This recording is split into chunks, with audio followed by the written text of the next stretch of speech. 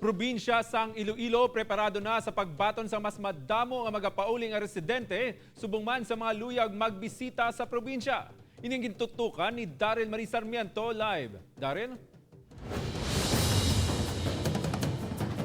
Said matapos ang pila ka bulan nga travel restrictions lauman sang publiko nga sa madason nga mga inadlaw, amat-amat na nga mas mangin mahapos ang pagsulod ukon pagbiyahe padulong sa probinsya sang Iloilo.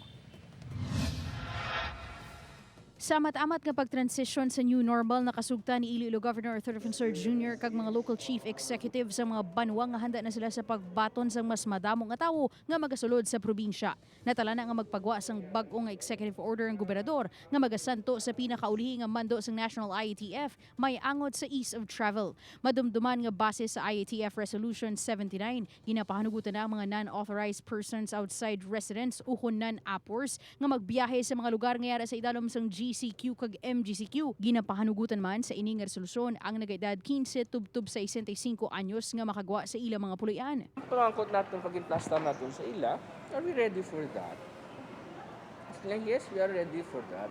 As we adjust the new normal, as we loosen up the borders of the province, also to loosen up the economy. Madumduman nga sumugod ginistriktuhan ang pagpatuman sang community quarantine, ginlimitahan lang sa 3 ka flights kada semana ang ginapasugtan sa diin 75 tubtub isa ka gatos ka mga pasahero lang ang makasakay. Pwede na nga 2 ka klase, returning residents, panong bisita nga wala balay nga pulian, sa hotel ka. So may protocol kada. Ang paathag sang gobernador, apisar ginpahalugan na ang pagbiyahe pasulod sa Iloilo, iga subject sa gihapon sa quarantine protocols kag monitoring ang sinuman nga magasulod sa probinsya. Mahimo man suno kay defensor nga i-require sa gihapon ang travel authority.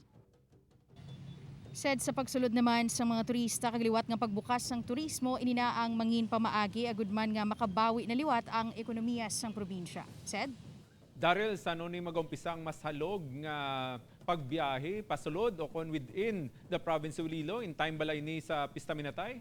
Said santo man sa pahayag sang gobernador, magadepende man ini sa iya sini nga igapagwa nga amended nga executive order kag magadepende man ini sa sitwasyon sang tagsa ka mga lugar sa ila sini nga klasifikasyon kun bala sarang na sila nga makabiyahe sa idaluman sa ginpagwa nga mandato sang National IATF. Said Daryl, kung matabuan ang mga public transport ya within the province, kaya ginlimitahan nina sa sulod sa mga quarantine procedures sa new normal nga matabo, magadamo bala, mga bus nga magabiyahe to cater sa gina-expectar nga magdugang nga mga turista o kon mga pumluyo nga magalibot sa probinsya sa Iloilo. Said sa aton kagina nga pagpakigangot sa gobernador, no, subong ginadihon na ang iya sini nga ginaamyendahan nga executive order kag dira pa naton mahibaluan kun bala may pagadugangan sa aton sini nga mga public transportation. Said Madamong salamat, Daryl Marie Sarmiento.